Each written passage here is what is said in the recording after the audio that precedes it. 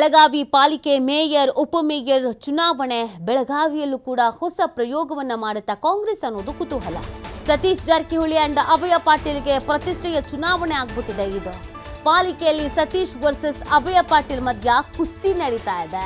ಶೀಘ್ರದಲ್ಲೇ ಮೂರನೇ ಅವಧಿಯ ಚುನಾವಣೆಗೆ ಮುಹೂರ್ತ ಕೂಡ ನಿಗದಿ. ಈ ಚುನಾವಣೆಯಲ್ಲಿ ಗೆದ್ದು ಬೀಗೋಕೆ ಪ್ಲಾನ್ ಮಾಡ್ತಾರ ಸತೀಶ್ ಅನ್ನೋದು ಪ್ರಶ್ನೆ. ಇಬ್ಬರು ಪಕ್ಷೇತರ ಸೇರಿ ಹೊಸ ಎಂಎಲ್ಸಿಗಳನ್ನ ಸೇರಿಸಿದ್ರೆ ಕಾಂಗ್ರೆಸ್ನ ಬಲ ಹೆಚ್ಚಾಗತ್ತೆ. ಈ ಬಗ್ಗೆ ತಂತ್ರವನ್ನ ರೂಪಿಸ್ತಾರ ಸಚಿವ ಸತೀಶ್ ಜಾರಕಿಹೊಳಿ ಅನ್ನೋದು ಈಗಿರುವಂತ ಪ್ರಶ್ನೆ ಮತ್ತು ಕುತೂಹಲ. ಯಾಕಂದ್ರೆ ಇದನ್ನ ಪ್ರತಿಷ್ಠೆಯಾಗಿ ತೆಗೆದುಕೊಂಡು ಬಿಟ್ಟಿದ್ದಾರೆ ನಾಯಕರುಗಳು. ನಮ್ಮವರೇ ಇರಬೇಕು, ನಮ್ಮದೇ ಗೆಲುವಾಗಬೇಕು, ನಾವು ಅನ್ಕೊಂಡಂಗೆ ಆಗಬೇಕು ಅಂತ. ಸೊ ಹಾಗಾಗಿ ಏನು ಪ್ಲಾನ್ ಮಾಡ್ಕೊಳ್ತಾರೆ, ಏನು ಸ್ಟ್ರಾಟರ್ಜಿ ಮಾಡ್ಕೊಳ್ತಾರೆ, ಕಾರ್ಯತಂತ್ರ ಎಷ್ಟರ ಮಟ್ಟಿಗೆ ವರ್ಕೌಟ್ ಆಗತ್ತೆ, ಇದು ಕಾಂಗ್ರೆಸ್ಗೆ ವರದಾನ ಆಗತ್ತಾ? ಸೊ ಇದು ಈಗಿರುವಂಥ ಪ್ರಶ್ನೆ. ನೋಡಿ, ಪ್ರತಿಷ್ಠೆಯ ಫೈಟ್ ಇದು ಅಂತ ಹೇಳಿದ್ರೆ ತಪ್ಪಾಗ್ಲಿಕ್ಕಿಲ್ಲ. ಎರಡೂ ನಾಯಕರು ಜಿದ್ದಿಗೆ ಬಿದ್ದುಬಿಟ್ಟಿದ್ದಾರೆ. ಈಗಾಗ್ಲೇನೆ ಮೇಯರ್ ಉಪಮೇಯರ್ಗೆ ಮೀಸಲು ಘೋಷಣೆ ಆಗಿದೆ. ಮೇಯರ್ ಸಾಮಾನ್ಯ ಪುರುಷ, ಉಪಮೇಯರ್ ಸಾಮಾನ್ಯ ಮಹಿಳೆಗೆ ಮೀಸಲಿಡಲಾಗಿದೆ. ಬಿಜೆಪಿಗೆ ಒಂದು ಸ್ಪಷ್ಟ ಬಹುಮತವಿದ್ದರೂ ಅಧಿಕಾರ ಕಳೆದುಕೊಳ್ಳುವಂತ ಆತಂಕ ಎದುರಾಗಿದೆ. ವಿಜಯಪುರ ಪಾಲಿಕೆ ಅಸ್ತ್ರ ಪ್ರಯೋಗ ಮಾಡಿದ್ರೆ ಕಾಂಗ್ರೆಸ್ ಅಧಿಕಾರಕ್ಕೆ. ವಿಜಯಪುರ ಪಾಲಿಕೆಯಲ್ಲಿ 6 ಜನ ಎಂಎಲ್ಸಿ ಮೂಲಕ ಸಂಖ್ಯಾಬಲವನ್ನು ಹೆಚ್ಚಿಸಿಕೊಂಡಿದ್ದ ಕಾಂಗ್ರೆಸ್. ವಿಜಯಪುರ ಪಾಲಿಕೆ ಮೇಯರ್ ಚುನಾವಣೆ ಫಲಿತಾಂಶ ಸದ್ಯ ಗೌಪ್ಯವಾಗಿದೆ. ವಿಜಯಪುರ ಮಾದರಿಯಲ್ಲಿ ಕಾಂಗ್ರೆಸ್ ಸಂಖ್ಯಾಬಲವನ್ನು ಹೆಚ್ಚಿಸಿದ್ರೆ ಬಿಜೆಪಿಗೆ ಸಿಗಲ್ಲ ಅಧಿಕಾರ.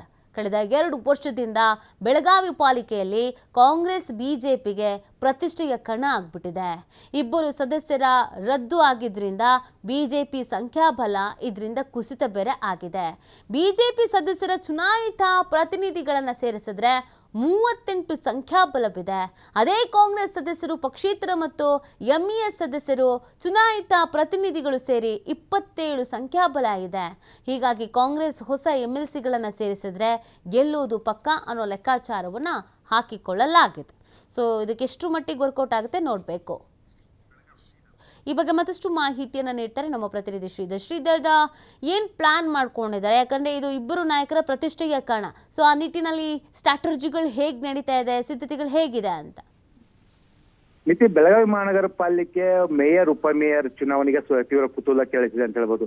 2ನೇ ಅವಧಿಯ ಮೇಯರ್ ಮತ್ತು ಉಪಮೇಯರ್ ಆಡಳಿತ ಅವಧಿ ನಿನ್ನೆಗೆ ಮುಕ್ತಾಯವಾಗಿದೆ. ಹೀಗಾಗಿ ಈಗ 3ನೇ ಅವಧಿಯ ಮೇಯರ್ ಉಪಮೇಯರ್ ಆಯ್ಕೆ ಪ್ರಕ್ರಿಯೆ ನಡೀಬೇಕಾಗಿದೆ. ಈಗಾಗಲೇ ಏನಂದ್ರೆ ಬೆಳಗಾವಿ ಮಹಾನಗರ ಪಾಲಿಕೆಯಿಂದ ಪ್ರಾದೇಶಿಕ ಆಯುಕ್ತರಿಗೆ ಚುನಾವಣೆ ನಡೆಸುವಂತೆ ಪತ್ರವನ್ನು ಕೂಡ ರವಾನಿಸಲಾಗಿದೆ.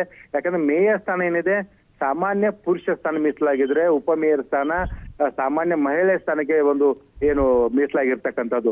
ಈಗಾಗಲೇ ಬೆಳಗಾವಿ ಮಹಾನಗರ ಪಾಲಿಕೆಯಲ್ಲಿ ಈಗಾಗಲೇ ಸತೀಶ್ ಜಾರಕಿಹೊಳಿ ವರ್ಸಸ್ ಅಭಯ ಪಾಟೀಲ್ ಮಧ್ಯೆ ಜಿದ್ದಾಜಿದ್ದಿನ ಫೈಟ್ ಆಗಿರ್ತಕ್ಕಂಥದ್ದು. ಬೆಳಗಾವಿ ಮಹಾನಗರ ಪಾಲಿಕೆ ಕಾಂಗ್ರೆಸ್ ಮತ್ತು ಬಿಜೆಪಿ ಪಾಲಿಕೆ ಪ್ರತಿಷ್ಠೆಯ ಒಂದು ಕಣವಾಗಿದೆ.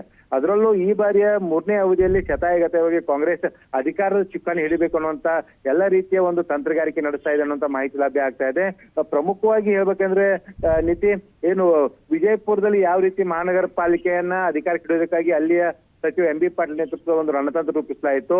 ಅದೇ ಮಾದರಿಯಲ್ಲಿ ರಣತಂತ್ರವನ್ನ ಬೆಳಗಾವಿ ಕೂಡ ರೂಪಿಸಲಾಗ್ತದೆ ಅನ್ನುವಂತ ಮಾಹಿತಿ ಲಭ್ಯ ಆಗ್ತಾ ಇದೆ. ಸ್ವತಃ ಸತೀಶ್ ಜಾರಕಿಹೊಳಿ ಕೂಡ ಬೆಳಗಾವಿ ಮಹಾನಗರ ಪಾಲಿಕೆಯಲ್ಲಿ ಕಾಂಗ್ರೆಸ್ ಅಧಿಕಾರ ತರಬೇಕು ಅನ್ನುವಂತ ಒಂದು ತಂತ್ರಗಾರಿಕೆಯನ್ನು ರೂಪಿಸ್ತಾ ಇದ್ದಾರೆ ಅನ್ನುವಂತ ಮಾತುಗಳು ಕೂಡ ಕೇಳಿ ಬರ್ತದೆ. ಯಾಕಂದ್ರೆ ಬೆಳಗಾವಿ ಮಹಾನಗರ ಪಾಲಿಕೆಯಲ್ಲಿ ಇರ್ತಕ್ಕಂಥ ಸಂಖ್ಯಾಬಲ ನೋಡೋದಾದ್ರೆ ನೀತಿ 58 ಜನ ಸದಸ್ಯರ ಸಂಖ್ಯಾಬಲ ಇದೆ. ಅದರಲ್ಲಿ ಈಗಾಗಲೇ ಬಿಜೆಪಿ ಇಬ್ಬರು ಸಂಖ್ಯಾಬಲ ಏನು ರದ್ದಾಗಿರ್ತಕ್ಕಂಥದ್ದು. ಅವ್ರ ಸದಸ್ಯತ್ವ ರದ್ದಾಗಿದ್ರಿಂದ 35 ಜನ ಇದ್ದಂತ ಬಿಜೆಪಿಯ ಸದಸ್ಯತ್ವ ಬಲ ಏನಿದೆ 33ಕ್ಕೆ ಕುಸಿತ ಆಗಿದೆ.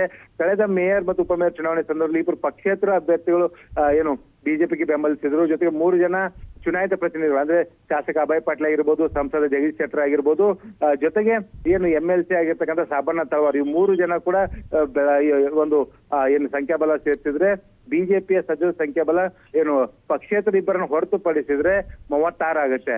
ಅದೇ ಪಕ್ಷೇತರ ಇಬ್ಬರನ್ನು ಸೇರಿಸಿದ್ರೆ 38 ಆಗುತ್ತೆ. ಅದೇ ಕಾಂಗ್ರೆಸ್ನ ಸಂಖ್ಯಾಬಲ ನೋಡೋದಾದ್ರೆ ರೀತಿ ಕಾಂಗ್ರೆಸ್ನ 10 ಜನ ಸದಸ್ಯರಿದ್ದಾರೆ. ಪಕ್ಷೇತರ ಸದಸ್ಯರು ಸೇರಿ ಎಂಇಎಸ್ ಮತ್ತು ಈ ಎಲ್ಲಾ ಸಂಖ್ಯೆ ಸೇರಿಸಿದ್ರೆ 21 ಸಂಖ್ಯೆ ಆಗುತ್ತೆ. ಜೊತೆಗೆ ಏನು ಇಬ್ಬರು ಸಚಿವರು, ಇಬ್ಬರು ಶಾಸಕರು ಸೇರಿದಂತೆ ಸಂಸದರು, MLCಗಳು ಎಲ್ಲಾ ಸಂಖ್ಯಾಬಲ ಸೇರಿಸಿದ್ರೆ ಸದ್ಯ 27 ಆಗುತ್ತೆ. MB ಪಾಟೀಲ್ ಅವರಂತೆ ರಣತಂತ್ರ ರೂಪಿಸಿದ್ರೆ, ಯಾಕಂದ್ರೆ ವಿಜಯಪುರದಲ್ಲಿ ಏನು MLCಗಳನ್ನ ಬೇರೆ ಬೇರೆ ಭಾಗದಲ್ಲಿ MLCಗಳನ್ನ ವಿಜಯಪುರದ ಸ್ಥಳೀಯ ನಿವಾಸಿಗಳನ್ನು ತೋರಿಸಿ ಚುನಾವಣಾ ಮತದಾರ ಪಟ್ಟಿಯಲ್ಲಿ ಹೆಸರನ್ನು ಸೇರಿಸಲಾಗಿತ್ತು. ಅದೇ ರೀತಿಯ ಒಂದು ತಂತ್ರಗಾರಿಕೆಯಲ್ಲಿ ರೂಪಿಸಿದ್ರೆ ಆಗ ಈ ಒಂದು ಸಂಖ್ಯಾಬಲ ಹೆಚ್ಚಾಗುತ್ತೆ. ಇಬ್ಬರು ಏನು ಬಿಜೆಪಿಗೆ ಬೆಂಬಲ ಮಾಡಿದಂತ ಇಬ್ಬರು ಬಿಜೆಪಿ ಪಕ್ಷೇತರ ಸದಸ್ಯರನ್ನ ಕಾಂಗ್ರೆಸ್ ಸೆಳೆಯುವಲ್ಲಿ ಯಶಸ್ವಿ ಆದ್ರೆ ಆಗ ಮ್ಯಾಜಿಕ್ ನಂಬರ್ ಬೇಕಾಗಿರೋದು 3 ರಿಂದ 4. ಅದನ್ನ ಆಪರೇಷನ್ ಹಸ್ತ ಏನಾದ್ರು ಪ್ರಯೋಗ ಮಾಡಿದ್ರೆ ಖಂಡಿತವಾಗಿಯೂ ಬೆಳಗಾವಿ ಮಹಾನಗರ ಪಾಲಿಕೆಯಲ್ಲಿ ಮತ್ತೆ ಕಾಂಗ್ರೆಸ್ ಅಧಿಕಾರಕ್ಕೆ ಬರುವಂತ ಸಾಧ್ಯತೆ ಇದೆ. ಈಗಾಗಲೇ ವಿಜಯಪುರದಲ್ಲಿ ಕೇವಲ 10 ಸಂಖ್ಯಾಬಲ ಇದ್ರು ಕೂಡ ಬಿಜೆಪಿಯ ಅಲ್ಲಿ ಅಧಿಕಾರ ಹಿಡಿದುಕೊಂಡಿದ್ದು ಕೂಡ ಅಲ್ಲಿ ಏನು ವಿಜಯಪುರದಲ್ಲಿ MB ಪಾಟೀಲ್ ರಣತಂತ್ರ ರೂಪಿಸಿದ ಅದೇ ರಣತಂತ್ರವನ್ನು ಕೂಡ ಇಲ್ಲಿ ರೂಪಿಸುವಂತ ಸಾಧ್ಯತೆ ಇದೆ. ಈ ಎಲ್ಲವೂ ಕೂಡ ಏನು ಚುನಾವಣಾ ಅಧಿಕಾರಿಯಾಗಿರ್ತಕ್ಕಂಥ ಪ್ರಾದೇಶಿಕ ಆಯುಕ್ತರು ಏನು ಮತದಾರರ ಪಟ್ಟಿಯನ್ನ ಏನು ಹೊರಡಿಸ್ತಾರೋ, ಯಾಕಂದ್ರೆ ಚುನಾವಣೆ ದಿನಾಂಕ ಘೋಷಣೆ ಆದ ಬಳಿಕ ಮತದಾರರ ಪಟ್ಟಿಯನ್ನು ಹೊರಡಿಸಲಾಗುತ್ತೆ. ಆ ಮತದಾರರ ಪಟ್ಟಿಯಲ್ಲಿ ಹೊಸ ಏನು MLCಗಳ ಹೆಸರು ಏನಾದ್ರು ಸೇರ್ಪಡೆ ಆಗಿದ್ರೆ ಆಗ ಕಾಂಗ್ರೆಸ್ ಅಧಿಕಾರ ಹಿಡಿಯುವಂತ ಸಾಧ್ಯತೆ ಹೆಚ್ಚಾಗಿರ್ತಕ್ಕಂಥದ್ದು. ಈಗ ಪ್ರಾದೇಶಿಕ ಆಯುಕ್ತರು ಹೊರಡಿಸುವಂತ ಮತದಾರರ ಅಂತಿಮ ಪಟ್ಟಿ ಏನಿದೆ ಅದರ ಮೇಲೆ ನಿಂತಿದೆ. ಯಾಕಂದ್ರೆ ಈ MLCಗಳೆಲ್ಲ ಯಾರೆಲ್ಲ ಶಾಸಕರಿಂದ ಆಯ್ಕೆಯಾಗಿ ಬಂದಂತ MLCಗಳಿದೆ ಅವರು ಕರ್ನಾಟಕದ ಯಾವುದೇ ಭಾಗದಲ್ಲಿ ತಮ್ಮ ವಾಸಸ್ಥಾನವನ್ನು ಹೊಂದಬಹುದು. ಹಾಗಾಗಿ ಅಂತವ್ರು ಏನಾದ್ರು ಸ್ಥಳೀಯವಾಗಿ ವೋಟರ್ ID ಮತ್ತು ಸ್ಥಳೀಯ ಆಧಾರ್ ಕಾರ್ಡ್ ಅನ್ನು ಮಾಡಿಸಿದ್ರೆ ಅವರು ಮತದಾನ ಮಾಡುವಂತ ಅಧಿಕಾರವನ್ನು ಹೊಂದ್ತಾರೆ.